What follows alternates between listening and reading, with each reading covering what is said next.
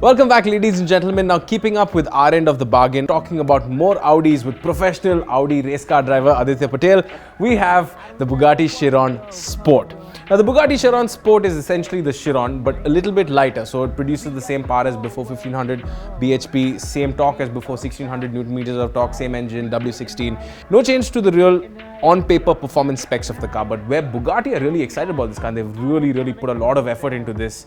They've gone over every single detail of the car and they have managed to shave off a massive 18 kilos of weight. You mean the test driver? No, they say that after all of that, they have basically shaved out 18 kilos of weight. The biggest saving is in the wheels. It's now got new wheels that saves about 3 kilos per corner. And this is the first car in the world to feature, and this is something they're advertising, first car in the world to feature carbon fiber windshield wipers. Oh, okay. So that's quite interesting. So you can get your Chiron if you're the standard Chiron owner, which costs about 2.5 million pounds, approximately 25 crore rupees. If you own a standard Chiron, you have to pay 150,000 pounds more to save 18 kilo. Really? Well, if I was to buy a Chiron, well, I wouldn't buy the Chiron Sport if I was fat. I would buy the standard Chiron. I would spend 137,000 pounds on the Audi R8 V10 Plus. And I would use the rest of the money to maybe go to the gym. I'll shave off those 18 kilos myself. We push the limits though. Push it. Bugatti says that the objective is to help the car go around corners. And they say it's more than just the weight saving, by the way. They say that they have retuned the dampers, same spring rate as before, but retuned the dampers, essentially stiffened it up a little bit.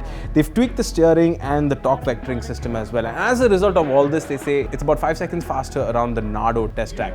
So what is the Nardo test track and how does all of this add up? Does it make sense? So basically the Nardo test track is just like this really huge circle, alright, and it's banked. So yeah, the cornering speeds are going to be high on something like that. 10% stiffer on the damping at high speeds like that is pretty big.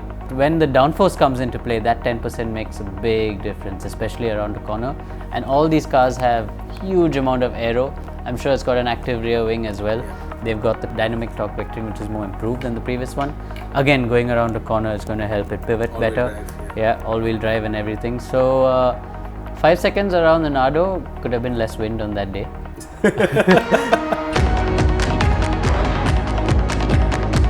I was reading like it produces 2000 Newton meters of torque that's available from as low as 2000 RPM. How difficult is it, the kind of stresses the gearbox is going to face by having so much torque coming in at such low RPMs? Yeah, basically, it's like taking a hammer and whacking the gearbox at an RPM at 2000 RPM. So your gearbox, your differential, your drive shaft, everything is going to take a pounding. But obviously, they've done a lot of work again on the materials they use inside the gearbox and to keep the car performing the way it does. From that standpoint, it is an engineering marvel for them to be able to produce a car like this. Do you think that the sport package on a Chiron really makes sense? Do you think that Chiron customers would want to go around a lap faster? In my personal opinion, no.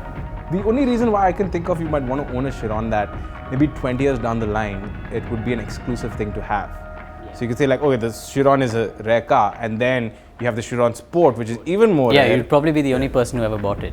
Now, talking about fast cars, this car is soon coming after it, the Hennessy Venom F5. Yeah, this looks nice. This looks cool. It reminds me of the Shelby era.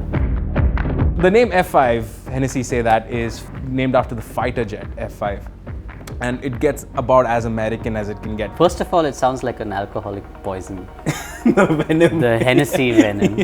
The Hennessy Venom. That sounds like a cool name. Powered by a 7.4 litre V8. How big is that? We're going to get to that engine in a bit, but it produces 1600 horsepower, and they say that it can break the 400 kilometers an hour barrier in 30 seconds. In 30 seconds. 30 seconds. Wow. John Hennessy has said that this car is coming after the Chiron, and they claim that it can do a top speed of 484 kilometers per hour. That's so close to 500. Yeah.